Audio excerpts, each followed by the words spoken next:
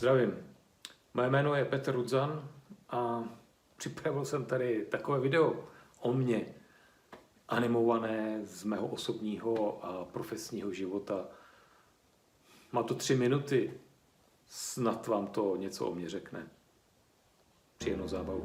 To je krátké, pravdivé a snad i vtipné video o tom, kdo to je Petr Rudzan. Předpokládám, že se ptáš, kdo to je Petr Rudzan, tak to je on. Jo, teda vlastně já.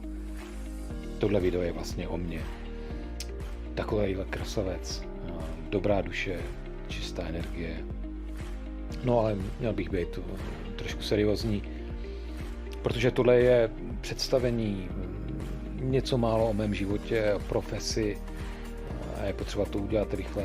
Zároveň vám chci ukázat aspoň základní kostru toho mého příběhu. Tak pojďme na to ještě jednou s úsměvem. Začalo to dávno.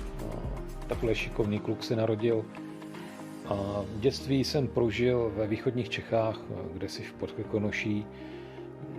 Vystudoval jsem gymnázium, pak tam je univerzita v Hradci Králové. Vlastně od začátku se ukázalo, že mám blízko k počítačům a nějakému logickému myšlení, co se vlastně stalo pak oborem mým profesním. No, velmi brzy po škole, nebo vlastně už při škole jsem se oženil a byla z toho rodina, děti, byla to krásná léta, velká láska a šťastné období. Moc rád na to vzpomínám. No a samozřejmě přišly s tím i starosti, jak uživit rodinu a jak se profesně rozvíjet. O tom bude asi ta větší část tohoto videa, tak pojďme na to. Tedy pár slov o mých profesních zkušenostech. No na začátku to bylo těžký. Byl to takový trénink životní i profesní. Musel jsem se učit a makat na sobě, protože jsem byl mladý, neskušený, nevzdělaný a to potřeba to bylo doplnit. Měl jsem všem štěstí na výzvy a příležitosti. Dostal jsem se na množství služebních cest po Evropě, do Spojených států, do Číny.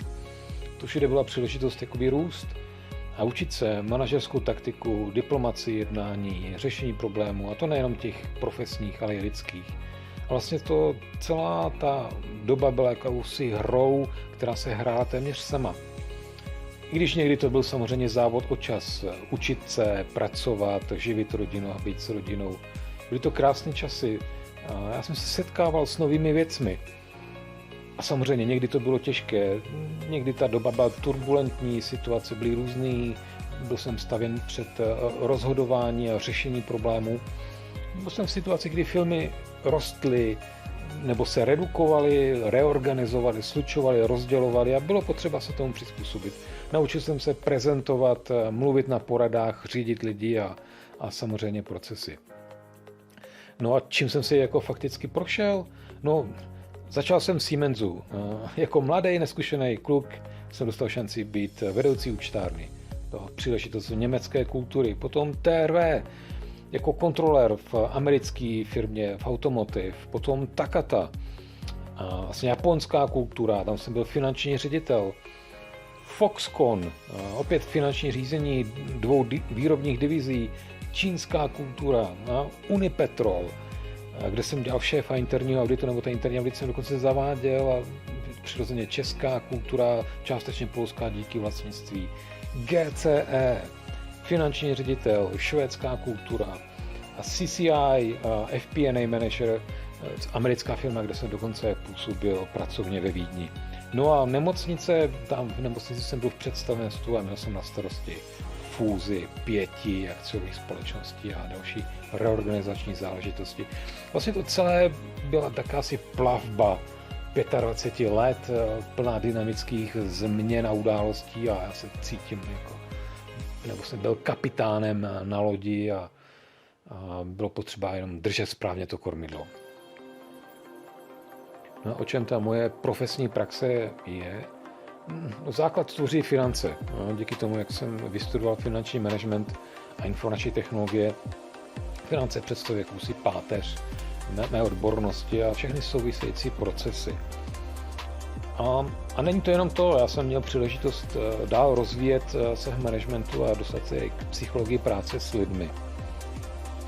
A ani to není vše, ještě kromě těch financí, ty další agendy, které v běžných firmách s tím souvisí, od personalistiky až přes informační technologie.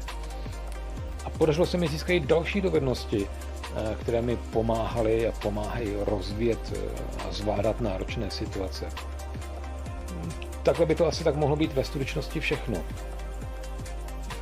Poslední dobou využívám svých zkušeností a znalostí ještě dalším způsobem, kdy pomáhám firmám a jednotlivcům se postavit znovu pevně na své nohy, říkám tomu jakýsi restart, a pomáhám řešit jakési zauzlované situace.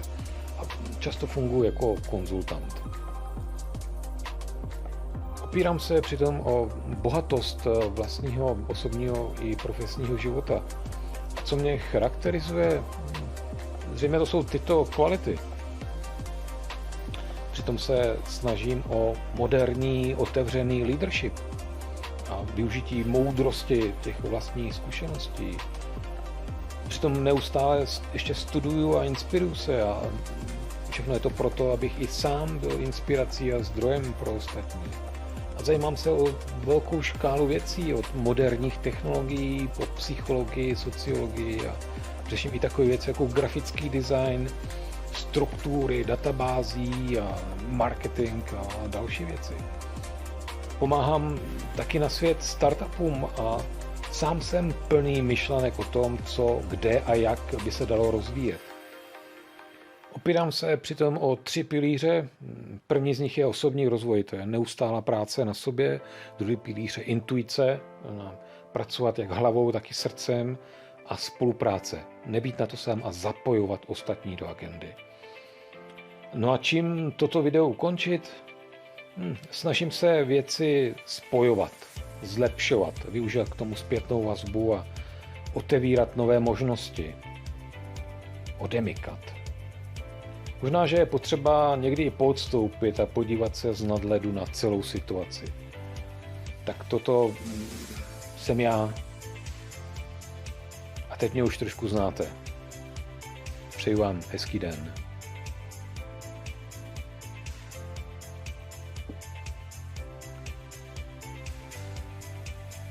A je to rychlé, stručné. Pokud něco ještě víc potřebujete vědět o mně, napište. A budu rád i za nějakou zpětnou vazbu. Mějte se. Bylo mě potěšení.